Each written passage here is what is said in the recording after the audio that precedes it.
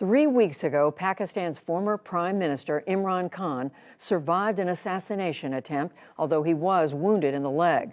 Khan was ousted from office in April of this year after 3.5 years in office. Ever since, his PTI populist political party has made significant gains in regional elections, and he draws massive crowds to his rallies, where he demands early elections, calls out corruption, and points fingers at the powerful Pakistani military for his removal. He spoke with Amna Nawaz this morning ahead of another massive march to Islamabad on Saturday. She asked him how he's doing since the attack. Well, I was very lucky. I had 3 bullets on my right leg and some shrapnel on my left. So the two flesh wounds are healing well, but the bone, where my bone got cracked by the 3rd bullet, that's causing me a bit of a discomfort. But, I expect in the next 2-3 weeks I should be walking, putting weight on my leg. We should mention the protest march that you've been leading, which should end up at the Capitol at your direction, is to call for early elections, which you've been calling for since you were ousted in a no-confidence vote by Parliament back in April.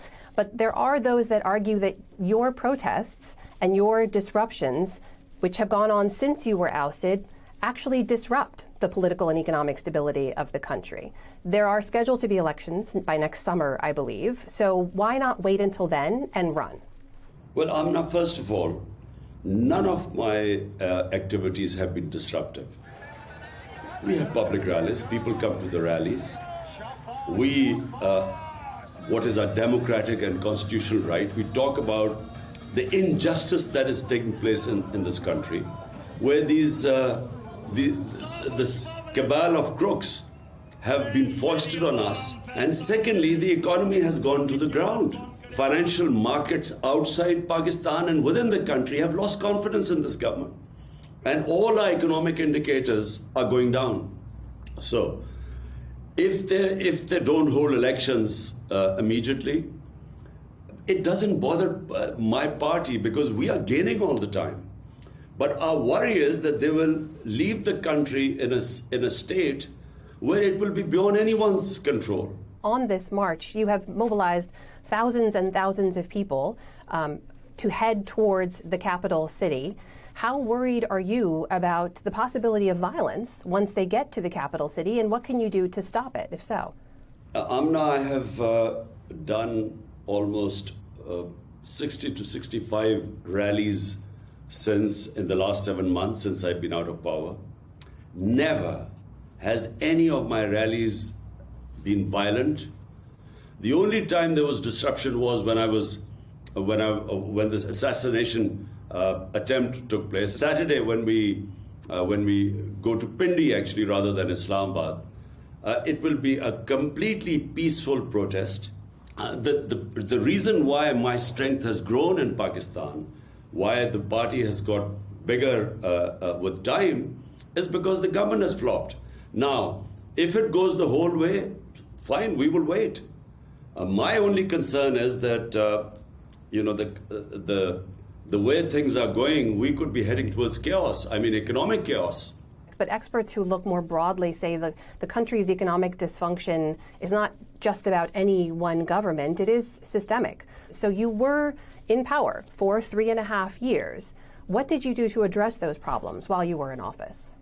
The two parties have been in power in Pakistan for 30 years. And 30 years, the military governments have been in power.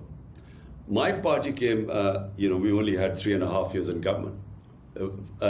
We broke all records of exports in Pakistan, and our tax collection was the highest in our history. So we were heading in the right direction.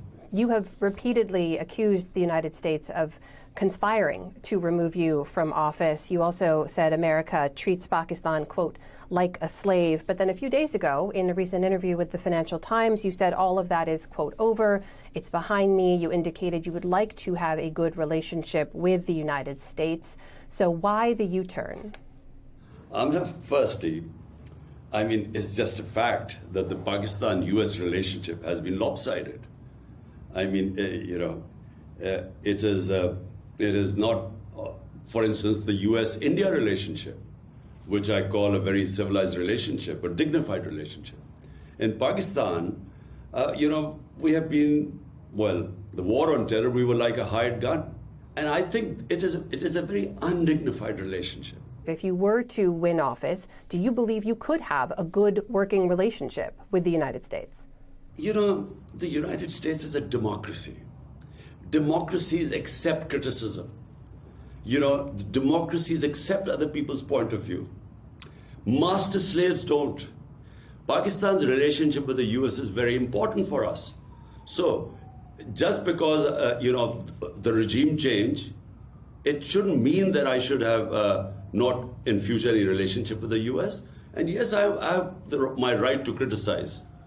What about in neighboring Afghanistan? When the Taliban reclaimed power last year, you seemed to welcome them back into power. They have dramatically curtailed rights for women. Today marks 429 days since teenage girls were banned from entering classrooms. Were you wrong to support their return to power? What happens in Afghanistan affects Pakistan. Pakistan needs peace to develop its economy. And then if there's peace in Afghanistan, then Pakistan's future of connecting ourselves economically to Central Asia, it can only happen if there's peace in Afghanistan. But, sir, peace at what cost? 40 years people in Afghanistan have suffered. So all our interest is peace, whichever government comes in. For the first time, there is peace in Afghanistan. Now, about human rights, what is the world going to do? Am I justifying it? All I'm saying is, what should we do about it? Are we going to invade Afghanistan again to liberate the women? What are we going to do? The best way is to engage with them, bring them in the mainstream, and then put pressure on them and hope that the people of Afghanistan, and especially the women of Afghanistan, they're strong enough to assert their rights. Give them time. In the last year plus, have you encouraged those leaders to let girls back into school? No, there is no communication. So, if there's communication, we would talk about girls' education and so on. But do you believe that they should let girls back into school? You have a platform here. If you were to deliver a message to them now, what would you say? Look, of course, Amna, in Pakistan, in KP, which is the bordering province to Afghanistan, we give special stipends to parents who send their girls for education. We believe firmly that it's women education that actually builds societies. That is the former Prime Minister of Pakistan, Imran Khan, joining us today. Thank you for your time. Thank you, Amna.